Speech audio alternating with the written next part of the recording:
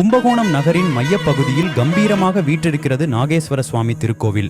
ஆயிரக்கணக்கான ஆண்டுகள் பழமையான இந்த கோவில் வரலாறும் கலைநயமும் ஒருங்கே கொண்ட ஒரு பொக்கிஷம். இறைவன் நாகேஸ்வரர் என்று அழைக்கப்படுவதற்கு பின் ஒரு சுவாரஸ்யமான கதை உண்டு. புராண காலத்தில் நாகங்களின் தலைவனான நாகராசன் இந்த இடத்தில் சிவபெருமானை வழிபட்டதால் இறைவன் நாகேஸ்வரர் என்ற திருநாமத்தை பெற்றார். சிவனின் அருளை பெற நாகங்கள் வழிபட்ட இந்த புண்ணிய ஸ்தலம் பல நூற்றாண்டுகளாக பக்தர்களுக்கு அருள்பாலித்து வருகிறது. சோழ மன்னர்களின் கலைநுட்பத்திற்கு சான்றாக இந்த கோவில் கட்டப்பட்டது.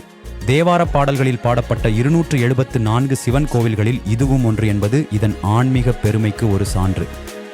இந்த கோவிலின் கட்டிடக்கலை மிகவும் சிறப்பு வாய்ந்தது.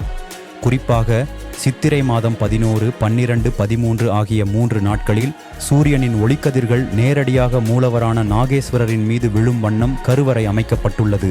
கோவிலின் உள்ளே அமைந்துள்ள நடராசர் சந்நிதி மண்டபம் ஒரு பிரம்மாண்டமான தேர் வடிவத்தில் வடிவமைக்கப்பட்டுள்ளது.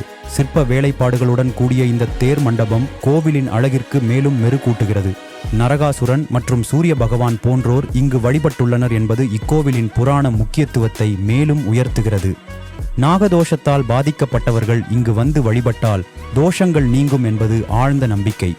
இந்த கோவில் சுமார் 630 அடி நீளமும் 200 அடி அகலமும் கொண்ட பரப்பளவில் அமைந்துள்ளது. 4 திசைகளிலும் அழகிய சிற்ப வேலைப்பாடுகளுடன் கூடிய கோபுரங்கள் வானுயர்ந்து நிற்கின்றன. அருள்மிகு நாகேஸ்வரர் திருக்கோவில் கும்பகோணம். இது கும்பகோணம் பஸ் ஸ்டாண்ட்ல இருந்து 1.5 கிலோமீட்டர் தொலைவில் 5 நிமிட பயண தூரத்தில் அமைந்திருக்கு.